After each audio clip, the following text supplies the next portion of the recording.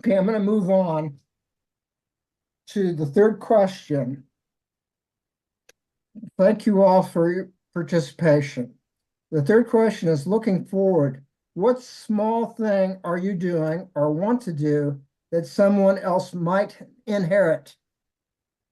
You know, we're talking about someone else might inherit, meaning like after you're gone, what would you like your life to mean to them? We rarely know what seeds become. Okay, that sounds like a good question for Sister Margaret Mary to me. I hate to put it down, but sister, we're talking about looking forward.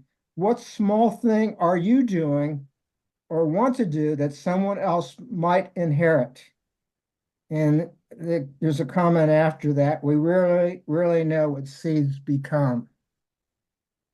Well, I hear their comments so often that I'm doing something that not many people do anymore, is write notes and letters to people. Nowadays, they're called sunshine cards, and I get quite a few of them. People just send you a card, not because it's a big feast day or a big holiday, just you want to give you a little bit of encouragement for the day or the week or the month and your life. And I still do. Um, in fact, I did three of them before this program. I had an outing this afternoon, and I went out for lunch to Bob Evans up here on 224. And so I didn't go to first supper. I had an hour I could do something at my desk. And that's what I did. I wrote three notes and I did, sort of promised myself that from now on I'll do about two at least a day Oh, uh, notes. And I have a list of people that I'm supposed to write thank you notes. I haven't got my Easter thank you thank you notes written yet.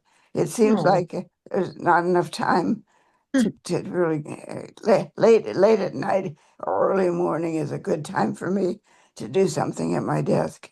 So I try to do that, but I don't know if anybody else would do that after I'm gone. Because they say not many people write letters or notes or cards anymore. That's right. That's absolutely right.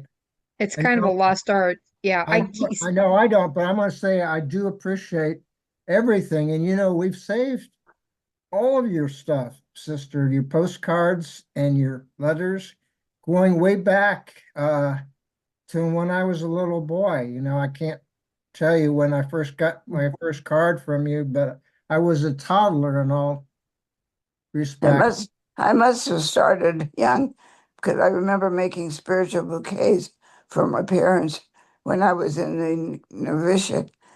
Right after I got home, I started to keep track of all the different spiritual gifts on the wall, and and that's what I did. Then we weren't allowed to write the cards anytime at all. We just had to wait for Retreat Sunday, they called it. We had one Sunday every month was called Retreat Sunday, and we we had a special schedule and special spiritual exercises and readings to do and all. And then on that day we could write thank you cards or something to our families. So, but Well, all in all, I don't know whether somebody will do it after I leave. I don't know. I get a not lot as of well, cards. sister. I get a lot of cards and letters now, and some of them I just take and thank God for them. But not quite a few of them. I'll send a thank you for what they did for me.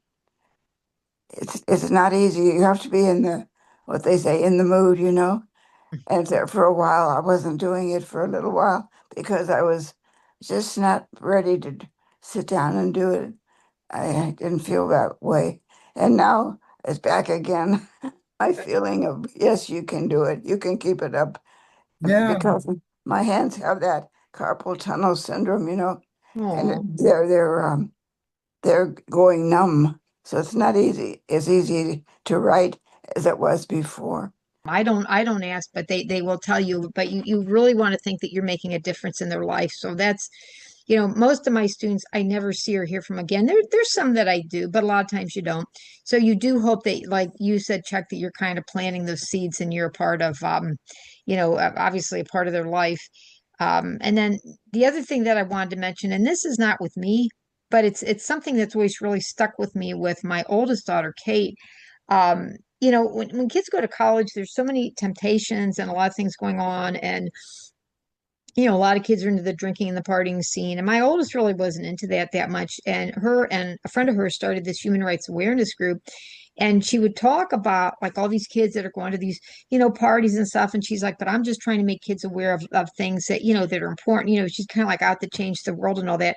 And she had set up this human rights awareness booth, and very few people came. And I know she felt real kind of like a little bit despondent about it. And I told her, I says, Kate, I said, it's just like the whole planting the seeds thing. You had a few people stop by. You don't know that, that one person that you touched, and you may never know that in this lifetime. At some point, obviously you will know, but just that one person's life you touched, kind of the ripple effects with that. So I kind of think of that with my students at school, my kids, my grandkids and stuff.